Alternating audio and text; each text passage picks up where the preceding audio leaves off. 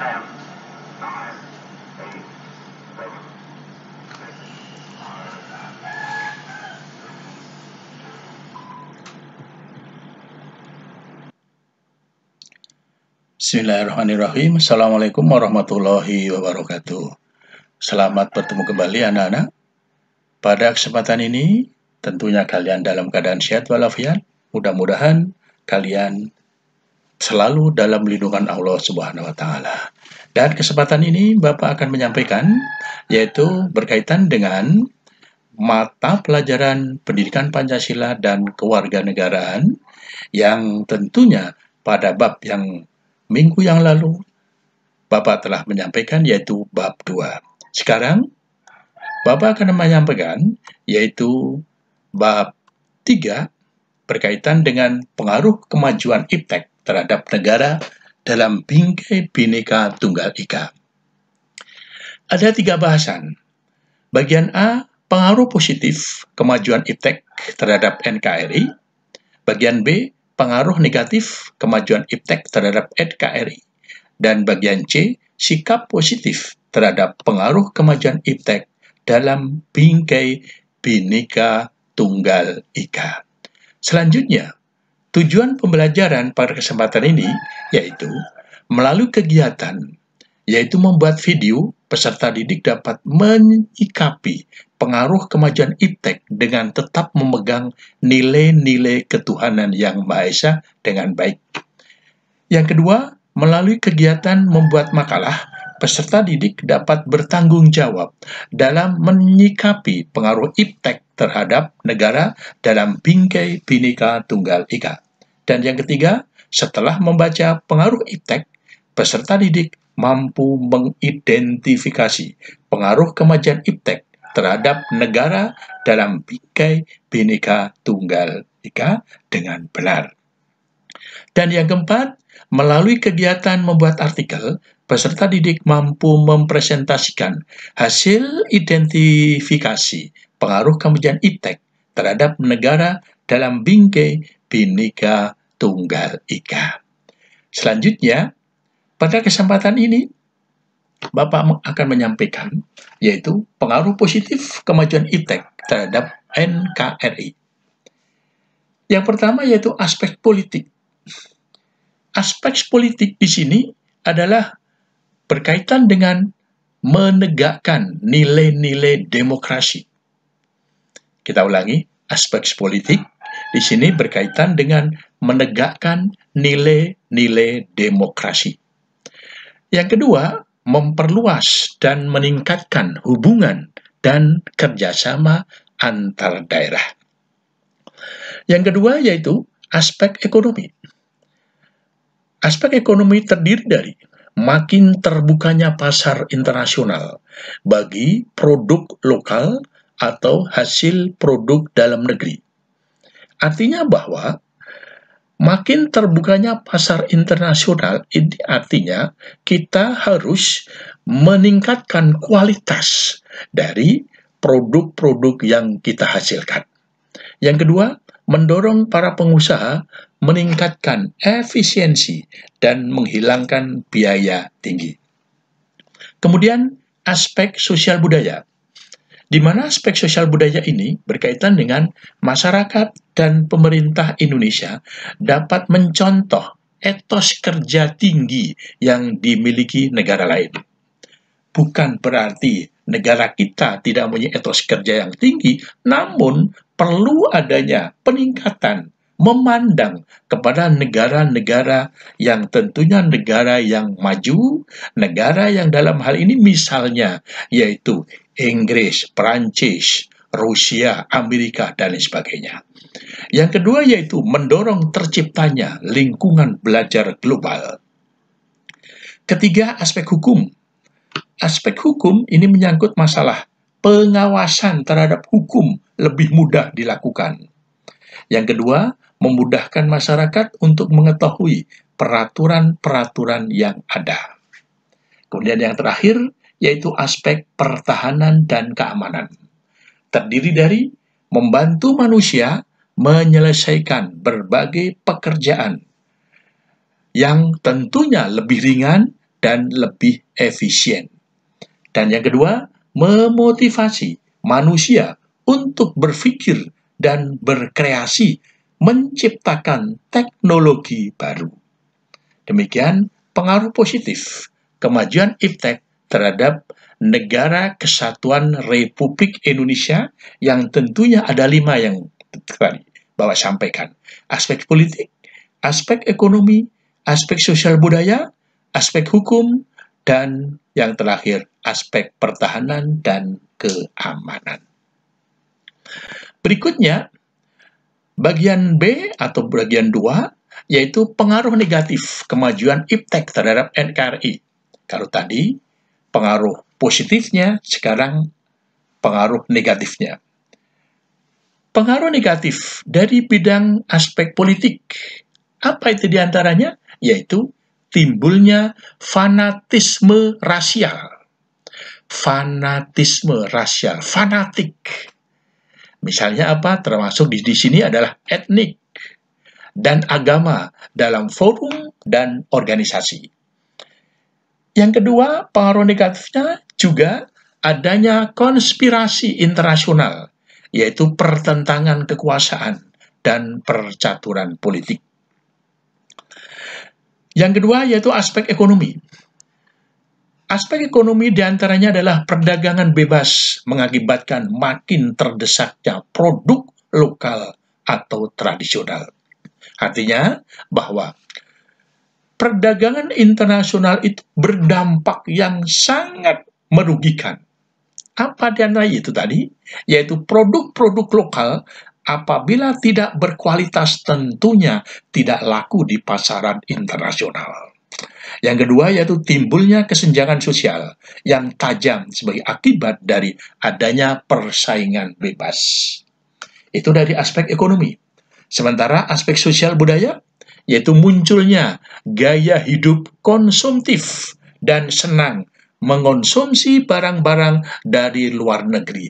Artinya, kadangkala warga negara Indonesia senang terhadap produk-produk luar negeri.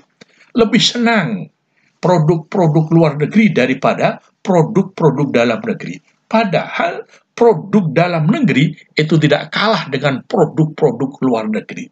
Dengan kata lain, kita sebagai warga negara yang baik tentunya harus senang terhadap produk-produk dalam negeri. Yang berikutnya adalah semakin memudarnya semangat gotong royong, solidaritas, kepedulian, dan kesetiakawanan sosial. Dengan adanya pengaruh negatif terkait dengan kemajuan iptek, tentunya di masyarakat kita, gotong royong jarang sekali sekarang ini yang kita lihat. Adanya hanya apa? Keindividualisme. Individu mementingkan diri sendiri. Solidaritasnya bagaimana? Kurang. Kepeduliannya bagaimana? Juga kurang. Justru dengan adanya iptek, kemajuan iptek, malah kadangkala apabila ada yang tabrakan di jalan, malah dipoto dulu, padahal itu seharusnya langkah yang pertama adalah harus membimbing orang yang ditabrak tersebut, yang kemudian membawa ke rumah sakit. Yang berikutnya, yang keempat, yaitu aspek hukum. Aspek hukum di sini diantaranya adalah maraknya kejahatan cybercrime. Maraknya kejahatan cybercrime yaitu artinya kejahatan internasional, di mana kejahatan tersebut yang sangat sulit untuk diidentifikasi, sehingga para penegak hukum harus benar-benar bisa mengantisipasi hal tersebut. Di sisi lain, yang kedua yaitu memudahkan masyarakat dalam melakukan tindakan kriminalitas atau tindakan kejahatan. Yang berikutnya yaitu yang keenam yaitu aspek pertahanan dan keamanan. Di antaranya adalah munculnya perang informasi yang mengancam kedaulatan NKRI, di mana informasi di sini ada yang positif, ada juga yang negatif. Kadangkala yang informasi tersebut sifatnya hoax, sifatnya yang memanas-manasi, yang pada akhirnya muncul, yaitu terjadi keresahan di masyarakat. Yang kedua yaitu keberadaan senjata pemusnah massal seperti nuklir dikhawatirkan mengancam kedaulatan NKRI. Demikian dari 5 aspek yang berkaitan dengan pengaruh negatif kemajuan iptek terhadap Negara Kesatuan Republik Indonesia. Berikutnya, di sini akan Bapak sampaikan, yaitu contoh dampak perkembangan politik. Kalian bisa melihat dalam video berikut.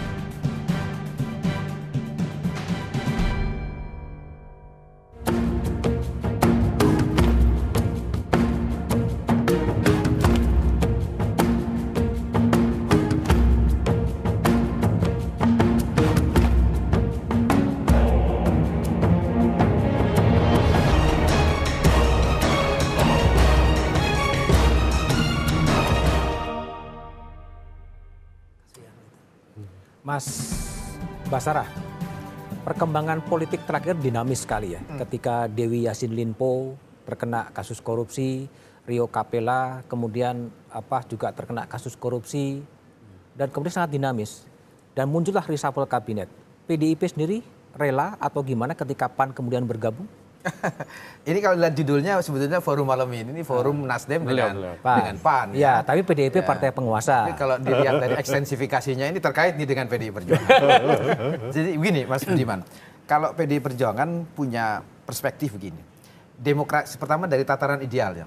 Demokrasi yang kita anut ini kan bukan demokrasi liberal yang menganut the winner take all. The winner take all. Demokrasi kita adalah demokrasi Pancasila yang berintikan gotong royong. Dalam konsep negara gotong royong, sebuah pemerintahan hasil pemilu presiden itu tidak dibenarkan untuk melakukan apa yang disebut dalam demokrasi liberal sebagai the winner take all.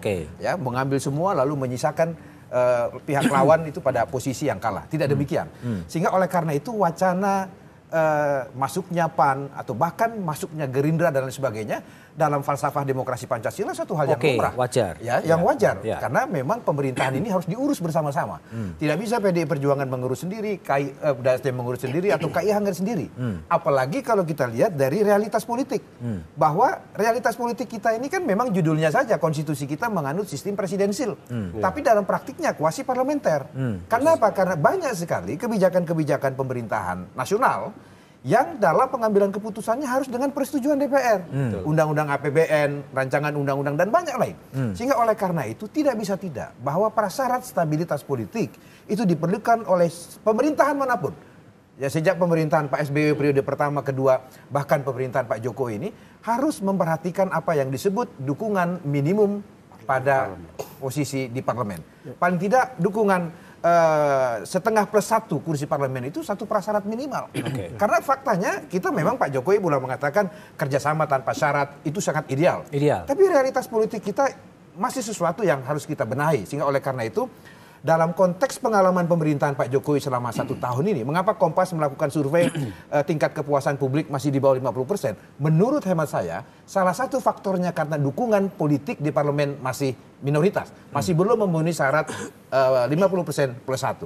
Sehingga oleh karena itu bagi PDI Perjuangan, masuknya PAN ke dalam partai yang menjadi pendukung pemerintah itu blessing in disguise bagi pemerintahan Pak Jokowi. Menambah kekuatan itu dari akan pemerintah. menambah kekuatan. Sehingga oleh karena itu saya pribadi berpandangan kalaulah kemudian reshuffle itu dipandang sebagai sebuah kebutuhan bukan akibat desakan, maka 2 hal yang harus dipertimbangkan Pak Jokowi. Yang pertama, menteri-menteri yang diganti adalah memang menteri-menteri yang menjadi beban bagi pemerintahan beliau.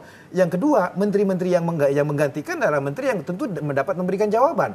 Dia punya integritas, punya kompetensi, dan yang lebih penting dari itu adalah selain integritas dan kompetensi punya dukungan politik. Jadi 2 benefit sekaligus didapatkan oleh Pak Jokowi kalau reshuffle kabinet dengan 2 kriteria. Tadi pandangannya adalah PDIP tidak menganut demokrasi liberal, yang menang diambil semuanya. Tapi ketika Pak SBY menang, Pak SBY menang, Demokrat menang, kenapa PDIP juga tidak milih bergabung dalam pemerintahan? Karena kita menganut politik keseimbangan. Konsep gotong royong dalam konteks PDI Perjuangan di luar pemerintahan. Makanya kenapa Bu Mega berkali-kali mengatakan kita tidak menganut sistem oposisi. Oke. Sehingga kita keberatan ketika pers menyebut PD Perjuangan oposisi. Tidak. Kita sekedar mengambil posisi di luar pemerintahan. Karena fraksi-fraksi pendukung di sekretariat gabungan itu sudah lebih dari 50% per satu. Sehingga harus ada keseimbangan. Maka kemudian konsepsi gotong royong yang dianut pada saat PD Perjuangan di luar pemerintahan adalah kami bergotong royong dengan pemerintahan Pak SBY Budiono dengan cara kami mengawasi jalanan pemerintahan ini secara konstruktif. Dan mesti diingat Mas, pada waktu itu meskipun PD Perjuangan di luar pemerintahan, tapi kita tidak membentuk koalisi oposisi loh. Ya, Gerindra sendiri, Hanura sendiri waktu itu, karena kita anggap tidak ada tradisi membangun koalisi oposisi. Gitu. Nah ini satu hal yang menurut saya juga tadi perlu disebutkan dijaga. ada menteri-menteri yang bermasalah, menteri-menteri tidak menjawab persoalan. Kalau bagi PDB ada nggak menteri-menteri yang posisinya sekarang seperti itu? Ya kan parameternya sederhana saja bahwa ketika pemerintahan ini dianggap belum maksimal, berbagai survei lah mengatakan tingkat kepuasan publik rata-rata masih di bawah 50%. Nah tentu kalau kita mau menganalisis itu secara objektif, tentu banyak faktor. Selain faktor internal ada faktor eksternal. Ya, faktor internal salah satunya adalah kinerja kabinet. Ya, kinerja kabinet yang belum mampu menerjemahkan visi dan misi presiden. Saya kira itu satu hal yang wajar karena sebagian besar menteri-menteri kabinet ini kan, mohon maaf, dia bertemu di tengah jalan. Bertemu ketika mungkin ada yang bertemu saat pilpres, ada bahkan ketemu ketika Pak Jokowi menang lalu direkrut menjadi menteri. Dia tidak menjiwai roh, tidak menjiwai apa visi misi yang sebetulnya menjadi cita-cita ideal Pak Jokowi dan partai-partai pendukungnya, sehingga kemudian kalau dalam implementasinya dia tidak bisa menerjemahkan visi dan misi itu satu hal yang belum. Nah itu salah satu faktor dan tentu saja faktor-faktor lain tidak bisa diabaikan, Mas Budiman. Presiden juga pernah mengatakan tidak ada visi menteri, yang ada adalah visi presiden itu sendiri. Betul sekali. Dalam berbagai kasus presiden mengatakan undang-undang KPK tidak perlu direvisi, kalau revisi itu justru akan melemahkan KPK, tapi justru ada juga PDIP yang juga mendorong kepada revisi undang-undang KPK. Di mana ini dijelaskan kepada publik? Ya, saya kira itu soal komunikasi publik. Ini sekali katakan letaknya sama lah seperti Nasdem dan PAN hari ini. Ini kan soal komunikasi. Karena panggung depan. Iya, panggung depan. Ini bukan soal panggung depan. Ini soal komunikasi yang belum efektif. Karena saya kira dulu juga kita sempat sama-sama catat bahwa dalam 1, 2, 3 bulan pertama hubungan komunikasi politik Pak Jokowi bahkan dengan PDI Perjuangan sendiri juga mengalami masalah. Itu hal yang wajar karena saya kira kita paham ada juga pepatah yang mengatakan begin is difficult. Mengawal itu satu yang sulit. Saya kira baik Pak Jokowi maupun kami partai-partai pendukung di KIH itu juga sedang mencari format, sedang mencari formula. Sehingga oleh karena itu janganlah kemudian komunikasi politik antara Pak Jokowi dengan partai-partai pengusung dan juga partai-partai politik lain itu dihambat oleh mereka yang anti partai. Sehingga hal-hal sebetulnya yang tidak perlu menjadi misleading dalam komunikasi publik itu tidak perlu terjadi sebetulnya. Kayak konteks misalnya Undang-Undang KPK. Pernyataan resmi Menko Polhukam kepada publik ada kebutuhan revisi Undang-Undang KPK itu. Ya cuma dalam perspektif publik ketika kita bicara tentang revisi Undang-Undang KPK, lalu kemudian stigmanya adalah melemahkan KPK. Nah dalam konteks ini menurut saya ini soal komunikasi politik saja. Yang bermasalah. Mas Budiman. Oke, gitu. Pak Joni. Tadi ada sebuah kritik. Ini panggung depan dan panggung belakang selalu berbeda. Apa yang dikatakan oleh Pak Joni tadi bahwa Nasdem welcome dengan masuknya PAN, ini panggung depan atau panggung belakang atau seperti apa sebetulnya? Supaya panggung depan dan panggung belakangnya itu sama, maka judul diskusi kita malam ini PAN datang, Nasdem menyambut. Dikoreksi. Atau PAN datang, Nasdem senang. Bukan menyambut, kita saja senang. Oh gitu ya. PAN datang, Nasdem menyambut, PD Perjuangan tersenyum. Karena begini Mas Budiman, karena begini ya. Pada saat pilpres itu ada 2 visi dan misi dari 2 paket calon.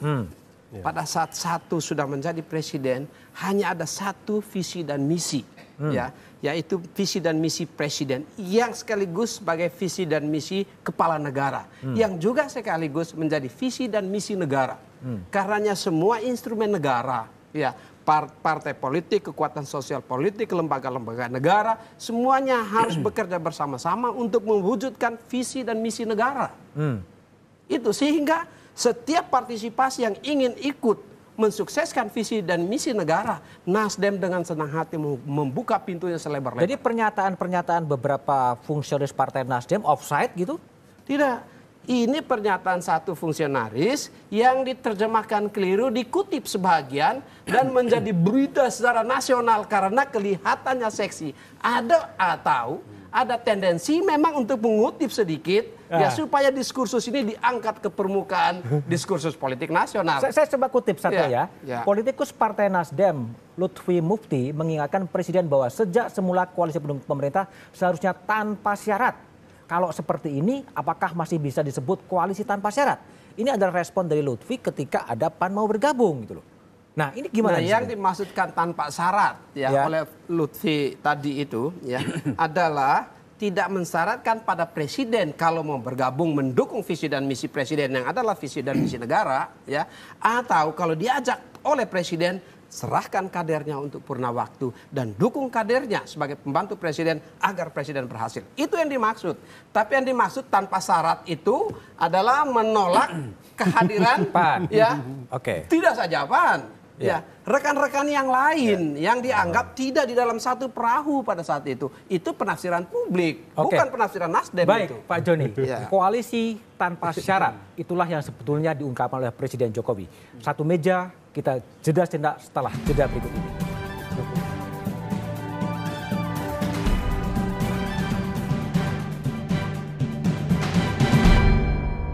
Ya, baik.